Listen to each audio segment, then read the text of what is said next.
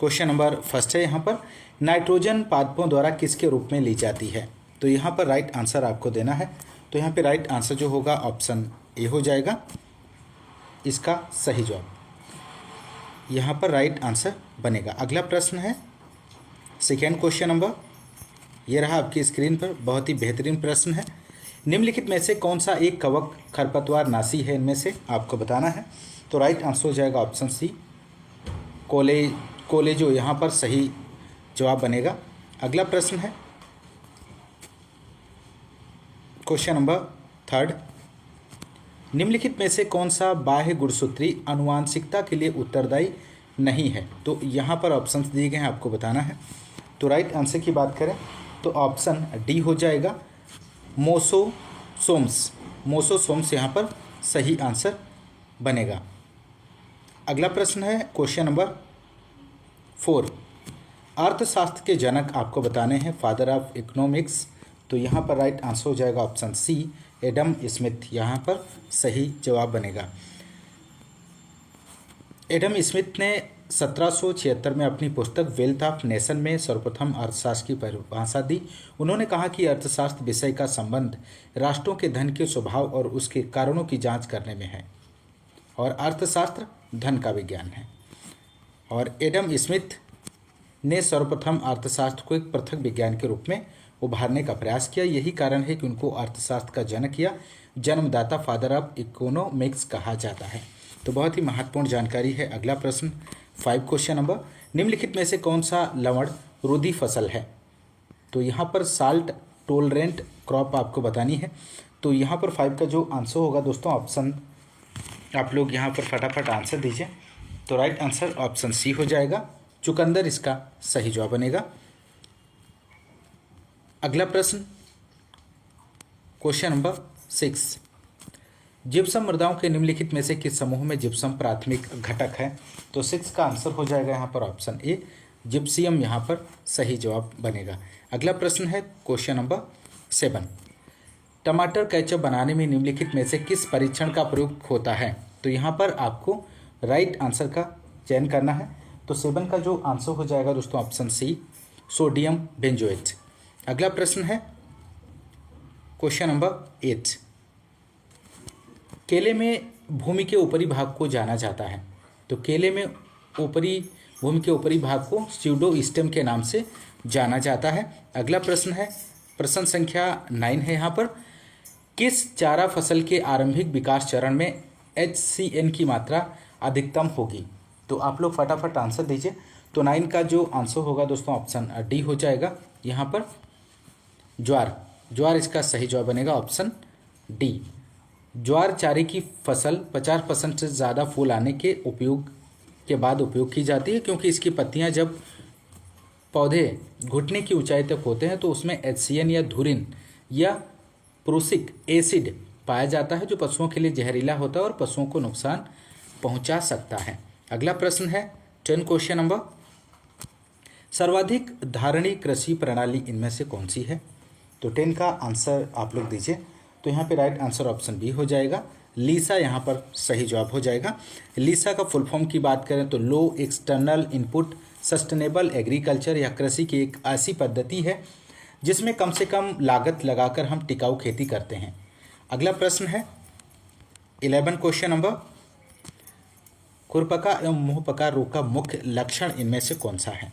तो right answer यहाँ पर हो जाएगा ऑप्शन डी, इसका सही जवाब बनेगा। अगला प्रश्न है 12 क्वेश्चन नंबर, उत्पादन की लागत किसके सिद्धांत प्रयोग करते हुए न्यूनतम की जा सकती है? तो यहाँ पर 12 का आंसर ऑप्शन सी हो जाएगा, law of least cost combination, न्यूनतम मूल्य संयोजन का नियम, यहाँ पर सही आंसर हो जाएगा। अगला प्रश्न है, ये रहा 13 क्वेश्चन नंबर, ओरोबैंकी खरपतवार किस फसल से संबंधित है? तो 13 का आंसर हो जाएगा ऑप्शन सी सरसों तंबाकू, यहाँ पर राइट आंसर बनेगा। ओरोबैंकी की बात करें तो यह एक पूर्ण जड़ परजीवी है, टोटल रूट पैरासाइट है, जो तंबाकू, मिर्च, बैंगन, आलू जैसे सोलेनेसी पौधे पर निर्भर होता है। स्ट्राइगा की बात करें तो अर्ध जड़ परजीवी है, सेमी रूट पैरासाइट है जो ज्वार, मक्का, गन्ना, सूरजमुखी के जड़ों से पोषण प्राप्त करते हैं। तो बहुत ही महत्वपूर्ण जानकारी है, आप लोग ध्यान रखिएगा। टोटल रूट पैरासाइट और सेमी रूट पैरासाइट। अगला प्रश्न है यहाँ पर 14, PRA का जनक किसे कहते हैं? तो who is called as father of PRA? तो 14 का आंसर यहाँ पर आप लोग दीजिए। तो राइट आंसर ऑप्शन ए हो जाएगा, रॉबर्ट चैम्बर्स PRA के जनक है। अगला प्रश्न है 5, क्वेश्चन नंबर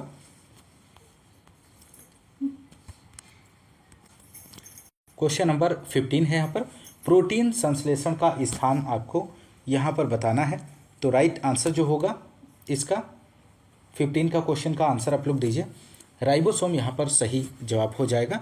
राइबोसोम की बात करें तो राइबोसोम्स गोलाकार लगभग 250 व्यास के कला विहीन सूक्ष्म कण होते हैं और इनमें RNA तथा राइबो न्यूक्लियो प्रोटीन संभाग में पाए जाते हैं। तो इन कणों का सर्वप्रथम 1953 में रॉबिन्सन और ब्राउन ने सेम की जड़ों की कोशिकाओं में देखा और बाद में पैलोडे ने 1955 में जंतु कोशिकाओं में इन्हें देखा था। तो राइबोसोम DNA के आदेश के अनुसार RNA के साथ प्रोटीन निर्माण करते हैं। और माइटोकांड्रिया की बात करें, बहुत ही महत्वपूर्ण पॉइंट्स है। माइटोकांड्रिया को पावर हाउस ऑफ कोशिका कहते हैं। क्वेश्चन नंबर 16 है, जैव उद्दीपकों के मुख्य 4 समूहों में से कौन जैविक और अजैविक दबावों से रक्षा उपलब्ध कराता है? तो 16 का आंसर यहाँ पर ऑप्शन बी हो जाएगा, अमीनो अम्ल प्रोटीन हाइड्रोलाइसेट। अगला प्रश्न है यहाँ पर 17, निम्नलिखित में से कौन सा उर्वरक एमाइड और जैविक उर्वरक के रूप में जाना जाता है? बहुत ही महत्वपूर्ण प्रश्न है, आप लोग इसका आंसर दीजिए। तो राइट आंसर यहाँ पर जो बनेगा 17 का ऑप्शन सी हो जाएगा, यूरिया यहाँ पर सही जवाब हो जाएगा। अगला प्रश्न है 18, क्वेश्चन नंबर, गहरी जड़ प्रणाली वाला फसल चक्र इनमें से आपको चयन करना है। तो 18 का जो आंसर होगा ऑप्शन बी हो जाएगा, गन्ना, कुसुम और castor, sugar cane, sunflower, castor यहाँ पर सही जवाब बनेगा। नेक्स्ट क्वेश्चन की बात करें तो यहाँ पर 19 क्वेश्चन नंबर है, कृषि विकास में प्रसार शिक्षा की भूमिका मुख्यतः इनमें से आपको बतानी है। तो यहाँ पे राइट आंसर हो जाएगा ऑप्शन डी, उत्प्रेरकी है, कैटालिस्टिक है। प्रसार एक प्रकार की शिक्षा है जिसका उद्देश्य मनुष्यों के मानसिक दृष्टिकोण और कार्य पद्धति में परिवर्तन लाना है जिसके साथ कार्य किया जा सके।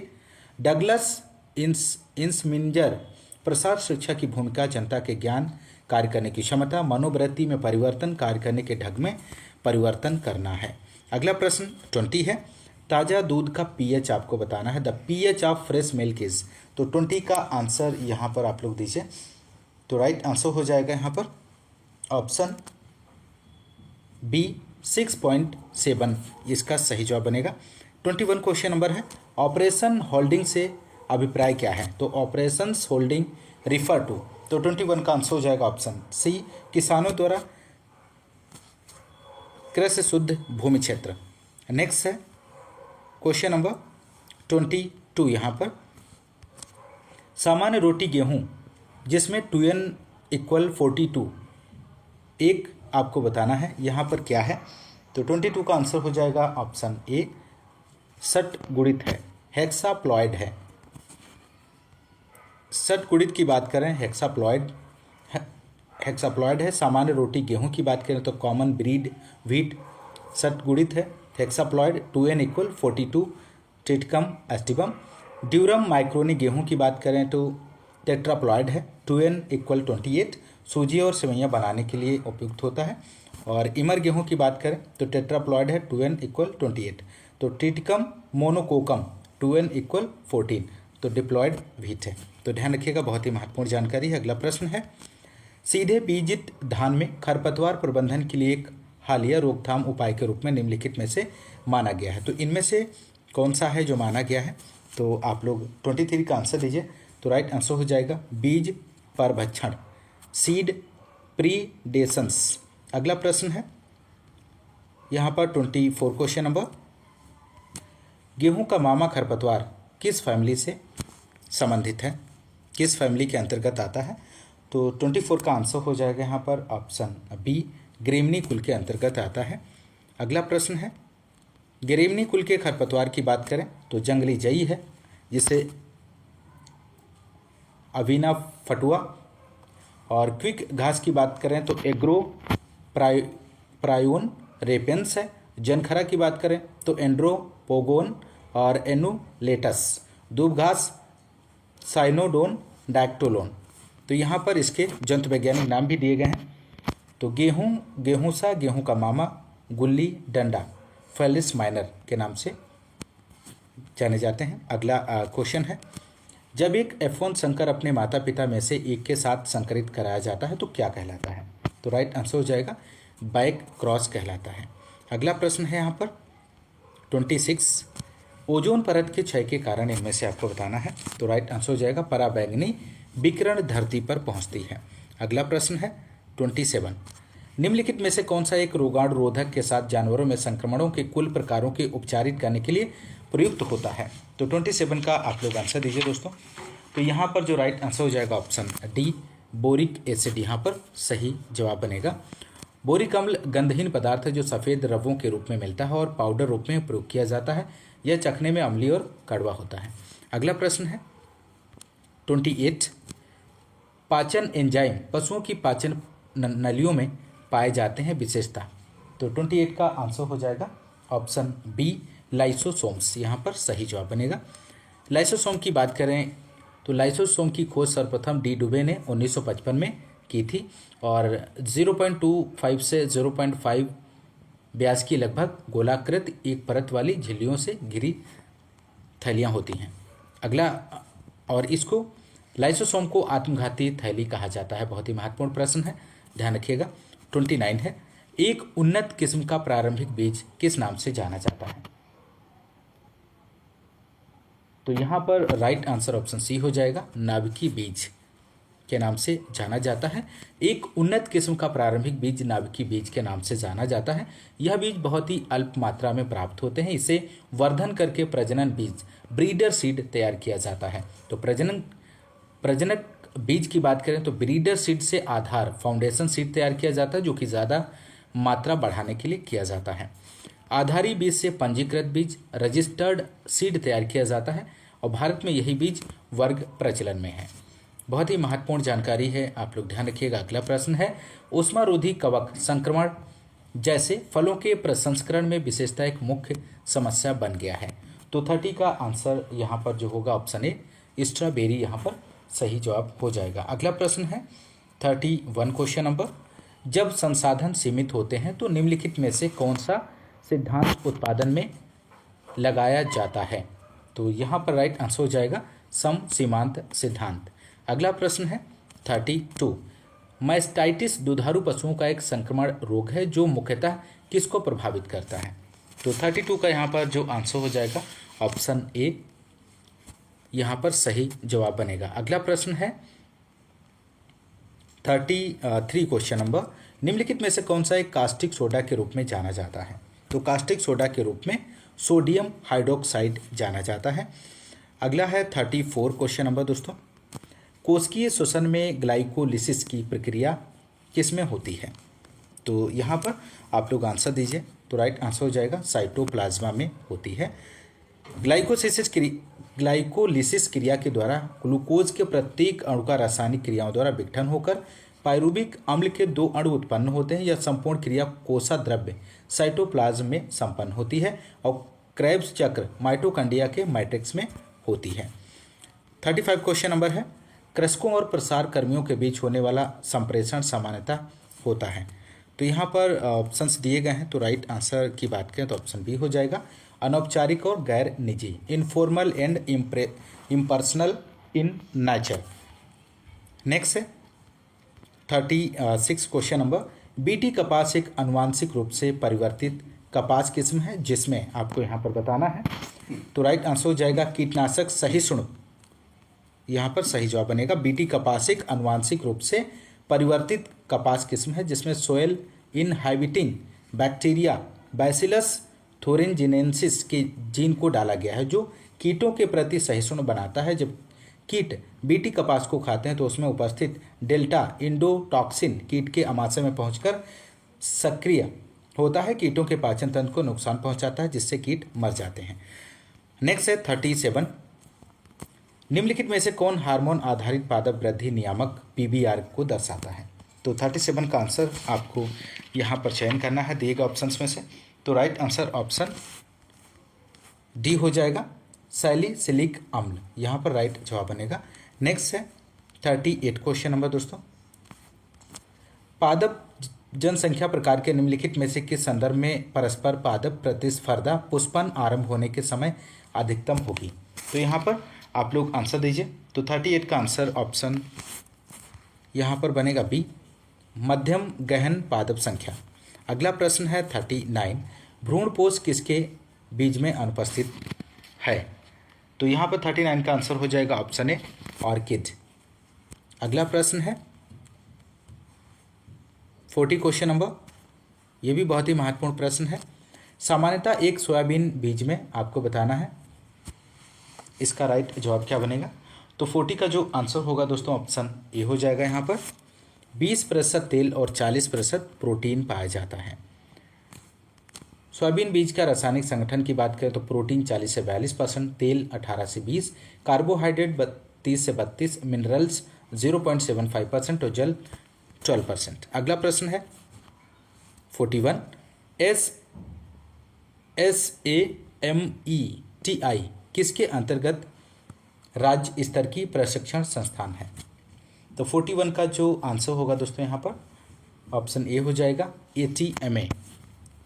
ATMA का पूरा नाम होता है एग्रीकल्चर टेक्नोलॉजी मैनेजमेंट एजेंसी, कृषि तकनीक प्रबंधन एजेंसी है, और जिसकी स्थापना केंद्र सरकार ने 6 नवंबर 2005 को किसानों तक नई तकनीक और आवश्यक जानकारी उपलब्ध कराने के लिए ग्राम पंचायत से लेकर जिला स्तर की इकाइयों KVK और गैर संगठनों को एक साथ जोड़कर ATMA का गठन किया गया, जिसमें 90% खर्च केंद्र सरकार का और 10% राज्य सरकार का वहन करती है। तो समिति की बात करें तो state agriculture management and extension training institute आत्मा के अंतर्गत राज्य स्तर का की प्रशिक्षण संस्था है। अगला प्रश्न है 42, दूध बुखार एक पशु रोग है जिसका लक्षण आपको यहाँ पर बताना है।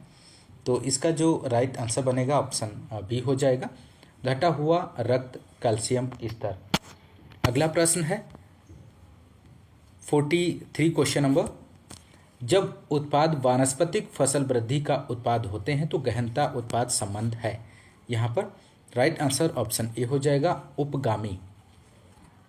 अगला प्रश्न है 44 क्वेश्चन नंबर, आप लोग आंसर दीजिए इसका। यहाँ पर आपको फिल करना है से बना गैर अपचयी डाइसैकेराइड, इनमें से आपको बताना है। तो राइट आंसर हो जाएगा ग्लूकोज और फ्रैक्टोज। अगला प्रश्न है 45 क्वेश्चन नंबर, भ्रूणी और पश्च भ्रूणी प्रकार की मूल प्रणाली किसमें पाई जाती है। तो 45 का जो आंसर होगा यहाँ पर ऑप्शन डी हो जाएगा, मक्का इसका सही जवाब बनेगा। अगला प्रश्न है 46, लघुदिन पौधे आपको बताना है शॉर्ट डे प्लांट इनमें से कौन से हैं। तो राइट आंसर हो जाएगा लॉन्ग नाइट प्लांट्स, दीर्घ रात्रि पौधे। अगला प्रश्न है 47, यहाँ पर किसके मॉडल में संप्रेषण लाक्षणिक तत्व है। तो राइट आंसर ऑप्शन ए बनेगा, लीगन्स, आप लोग ध्यान रखिएगा, लीगन्स मॉडल। अगला प्रश्न है 48 क्वेश्चन नंबर, निम्नलिखित में से कौन सा कीटनाशी एक वृद्धि हार्मोन के रूप में प्रयुक्त होता है। तो यहाँ पर ऑप्शंस दिए गए हैं, आप सही विकल्प का चयन कर सकते हैं। तो इसका राइट आंसर बनेगा ऑप्शन ए, 24D इसका सही जवाब हो जाएगा। अगला प्रश्न है 49 क्वेश्चन नंबर, निम्नलिखित में से कौन सा प्रकाश संश्लेषण क्षमता दर्शाता है इनमें से। तो 49 का आंसर होगा option D, NAR, net assimilation rate शब्द का उपयोग सर्वप्रथम विलियम्स 1946 द्वारा किया गया था। अगला प्रश्न है 50 क्वेश्चन नंबर 50, बीजीए किसके उत्पादन के लिए आवश्यक है। तो बीजीए की बात करें तो यहाँ पर जो राइट आंसर हो जाएगा ऑप्शन बी, धान के उत्पादन के लिए आवश्यक है बीजीए नील हरित शैवाल, एजोला, एनाबीना तीनों का धान में जैव उर्वरक के रूप में प्रयोग किया जाता है और यह सहजीवी होता है। और खेत में नाइट्रोजन का स्थिरीकरण करता है। राइजोबियम की बात करें तो दलहनी फसलों में नाइट्रोजन स्थिरीकरण करता है। अगला प्रश्न 51 है, प्रोटीन किससे बने जटिल जैविक यौगिक हैं? तो 51 का आंसर यहाँ पर बनेगा ऑप्शन बी, अमीनो अम्ल। अगला प्रश्न है 52, क्वेश्चन नंबर 52, DUS परीक्षण किसके परीक्षण के लिए है?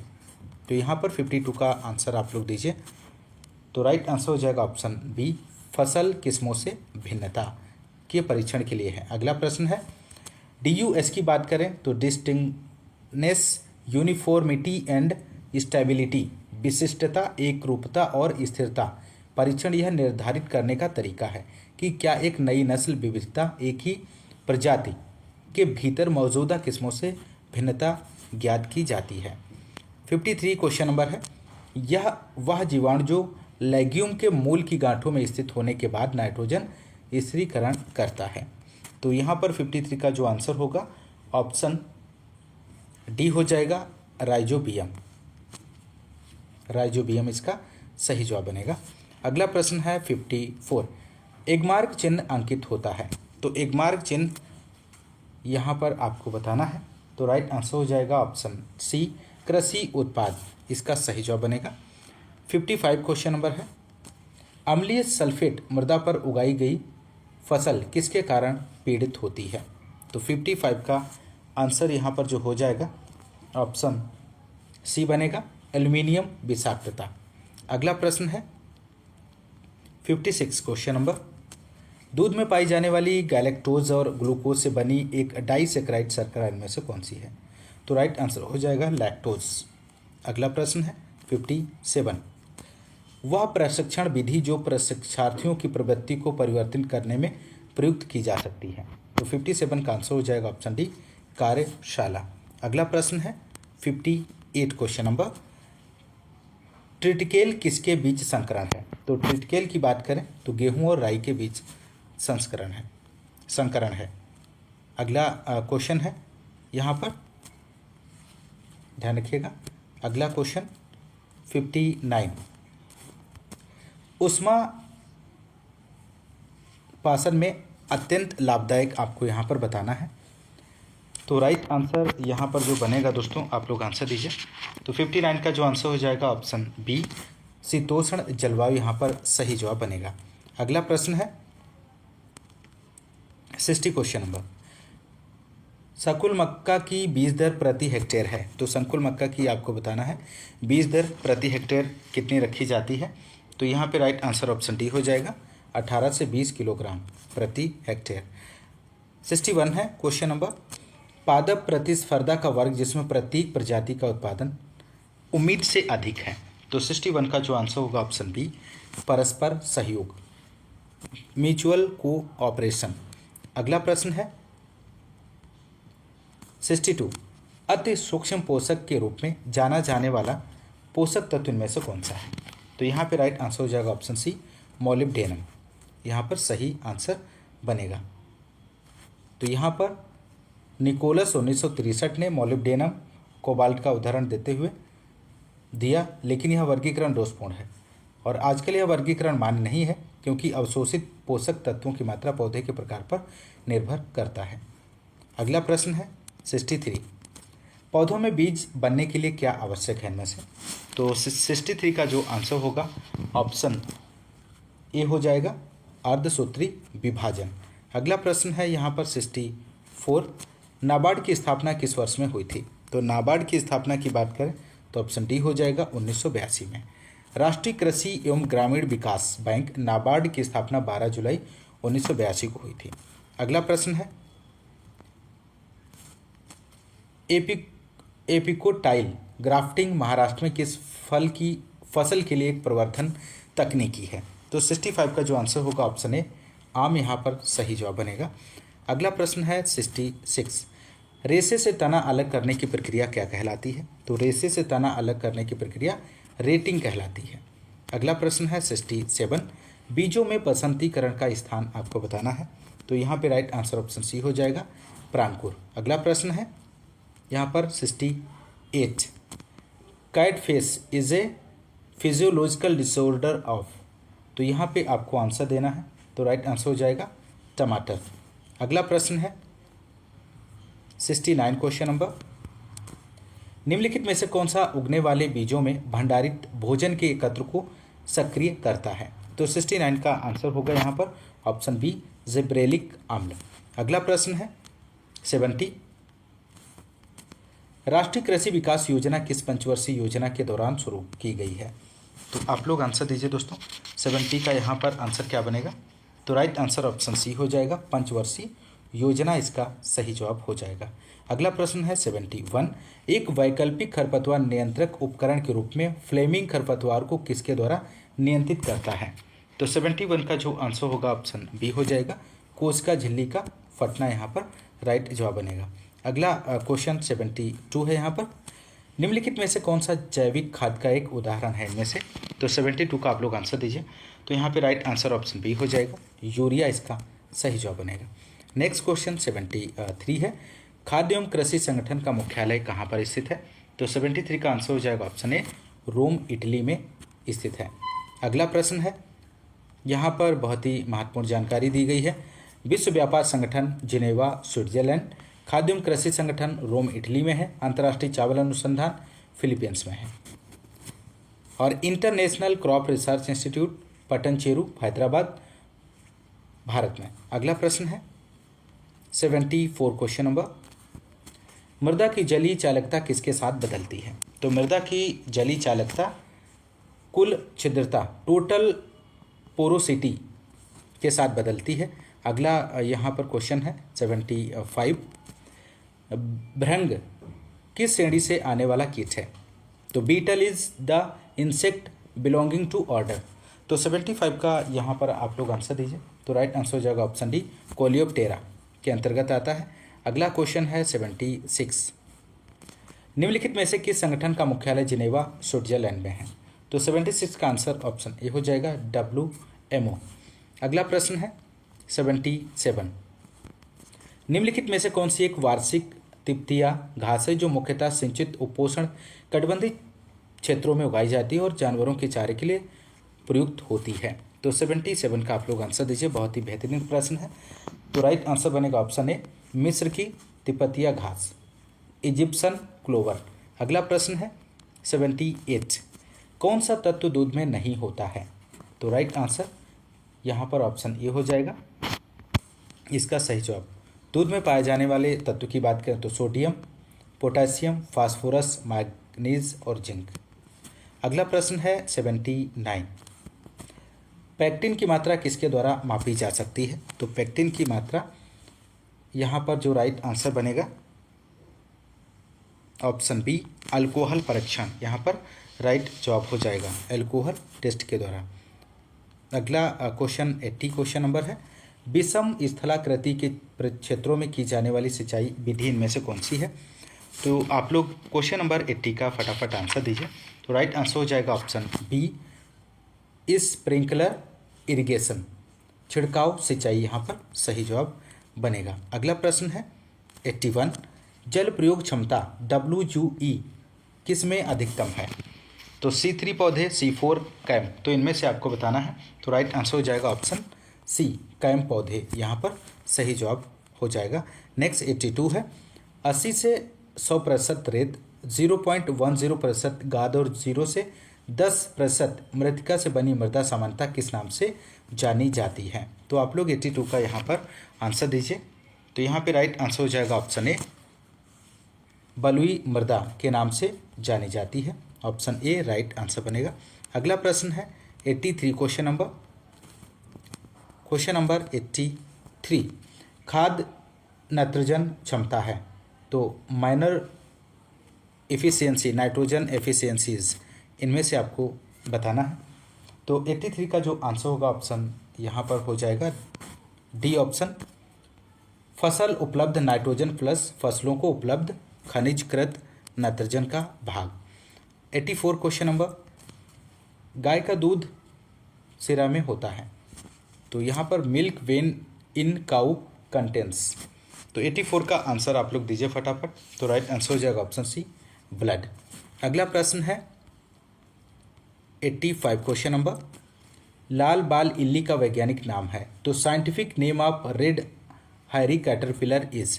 तो 85 का आप लोग आंसर दीजिए। तो यहाँ पे राइट आंसर हो जाएगा ऑप्शन डी, एम सेप्टा एल बी स्ट्राइगा। अगला प्रश्न है 86, स्टूलिंग किसके लिए एक महत्वपूर्ण अलैंगिक प्रवर्धन तकनीकी है। तो 86 का आंसर हो जाएगा ऑप्शन सी, अमरूद के लिए। अगला प्रश्न है 87, समान प्रकार के अणुओं को बांधने वाला आकर्षण बल इनमें से कौन सा है। तो यहाँ पे राइट आंसर हो जाएगा ससंजन बल। ससंजन बल की बात करें तो किसी एक ही तत्व का पदार्थ के अणुओं के मध्य अर्थात समान अणुओं के मध्य लगने वाले बल को ससंजन बल कहते हैं। अंतरा आणविक बल इसका एग्जाम्पल है। आसंजन बल की बात करें किसी दो तत्वों का पदार्थों के मध्य अर्थात असमान अणुओं के मध्य लगने वाले बल को आसंजन बल कहते हैं, जैसे गुरुत्वाकर्षण बल। अगला प्रश्न है यहाँ पर 88, किस तत्व के अंतरा कोशिकीय जमाव पादप दूधिया पत्थर कहलाते हैं। तो 88 का आंसर आप लोग दीजिए। तो यहाँ पे राइट आंसर हो जाएगा ऑप्शन बी, सिलिकॉन। अगला प्रश्न है 89, नाइट्रिफिकेशन किसका जैविक उपचयन है। तो nitrification is the biological oxidation of. तो 89 का आंसर हो जाएगा ऑप्शन ए, अमोनिया से नाइट्रेट। अगला प्रश्न 90, निम्नलिखित में से कौन सा तिलहन उत्पादन बढ़ाने में केंद्र सरकार की मुख्य योजना है इनमें से।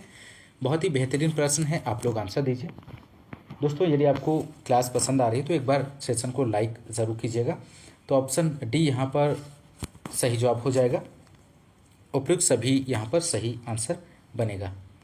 आइसोपॉम की बात करें तो integrated scheme of oil seed pulse oil palm and maize, 3 borne oil seed है TBO, और NMOP national mission on oil seed and oil palm, ये सभी केंद्र सरकार द्वारा तेल उत्पादन को बढ़ाने के लिए चलाई गई योजना है, ध्यान रखिएगा। अगला प्रश्न है 91, इनमें से कौन से जैविक रूप से आवश्यक न्यून तत्वों में माने जाते हैं इनमें से। तो 91 का आप लोग आंसर दीजिए। तो यहाँ पे आंसर हो जाएगा ऑप्शन ए, इसका सही जवाब बनेगा। अगला प्रश्न है 92 क्वेश्चन नंबर, निम्नलिखित में से कौन सा एक क्राउन गॉल रोग का कारक है इनमें से। तो क्राउन गॉल डिजीज यहाँ पर आपको बतानी है। तो 92 का जो आंसर होगा ऑप्शन बी हो जाएगा, एग्रोबैक्टीरियम ट्यूमीफेंसिस। अगला प्रश्न है 93 क्वेश्चन नंबर, भारत का पूर्णतः जैविक राज्य घोषित किया गया प्रथम राज्य इनमें से आपको बताना है। बहुत ही बेहतरीन प्रश्न है। तो यहाँ पे राइट आंसर हो जाएगा ऑप्शन डी, सिक्किम इसका सही जवाब बनेगा। सिक्किम भारत का पहला पूर्णतः जैविक राज्य है और इसे 2016 में भारत का एकमात्र पूर्णतः जैविक राज्य घोषित किया गया है। अगला प्रश्न है अब 94, परा उत्पत्ति मूलक गोल्डन चावल किससे संबंधित है। तो 94 का आप लोग आंसर दीजिए। तो राइट आंसर हो जाएगा ऑप्शन ए, विटामिन ए से संबंधित है। अगला प्रश्न है यहाँ पर 95, LD50 की इकाई क्या है इनमें से। तो LD50 आपको बताना है। तो यहाँ पे राइट आंसर हो जाएगा ऑप्शन डी, पशु शरीर भार का मिलीग्राम प्रति किलोग्राम। अगला प्रश्न है 96, पादप वृद्धि के लिए उपलब्ध मृदा नमी की उच्च सीमा इनमें से आपको बतानी है। तो 96 का जो आंसर होगा ऑप्शन बी, फील्ड कैपेसिटी 1/3 क्षेत्र धारिता। अगला प्रश्न 97, फाइटोसोइडेरोफोर्स की भूमिका आपको बतानी है। तो 97 का जो आंसर होगा ऑप्शन बी हो जाएगा, पोषक तत्व लेना, यहाँ पर सही जवाब बनेगा। अगला प्रश्न 98 है, TPS उत्पादन तकनीकी किससे संबंधित है। तो TPS आलू से संबंधित है। अगला प्रश्न है यहाँ पर 99, संबंधित खरपतवार इनमें से आपको बताना है, रिलेटिव वीड्स आर इनमें से। इसका जो राइट आंसर हो जाएगा ऑप्शन ए हो जाएगा, अन्य फसलों के पौधे, प्लांट ऑफ अदर क्रॉप। अगला प्रश्न है 100 क्वेश्चन नंबर, निम्नलिखित में से कौन सा एक मृत्तिका खनिज का 2:1 प्रकार नहीं है इनमें से। तो राइट आंसर हो जाएगा ऑप्शन बी, केओलिनाइट, यहाँ पर सही जवाब बनेगा। अगला प्रश्न है 101, कलिंग मीन्स आपको यहाँ पर बताना है। तो कलिंग का अर्थ यहाँ पर हो जाएगा अनुत्पादन पशुओं को हटाने की एक प्रणाली होती है। A system of removal of unreproductive cattle. अगला प्रश्न है 102 क्वेश्चन नंबर, बोर्डो मिश्रण किसका बना होता है? तो बोर्डो मिश्रण की बात करें तो यहाँ पर जो राइट आंसर हो जाएगा ऑप्शन सी यहाँ पर सही जवाब बनेगा। कॉपर सल्फेट चूना पत्थर और जल से बना होता है। अगला प्रश्न है 103 क्वेश्चन नंबर, भारतीय कृषि जैव तकनीकी संस्थान कहाँ पर स्थित है? तो आप लोग आंसर दीजिए दोस्तों। तो राइट आंसर हो जाएगा ऑप्शन सी, रांची झारखंड में स्थित है। अगला प्रश्न 104 क्वेश्चन नंबर, किस फसल को उभय द्विगुणित जाना जाता है इनमें से? तो यहाँ पर आंसर हो जाएगा ऑप्शन सी, गेहूं इसका सही जवाब बनेगा। अगला प्रश्न है 105 क्वेश्चन नंबर, निम्नलिखित में से कौन सी प्रक्रिया टीयर ड्रॉप्स कहलाती है? तो टीयर ड्रॉप्स इनमें से आपको बताना है। तो राइट आंसर हो जाएगा ऑप्शन बी, बिंदु स्राव।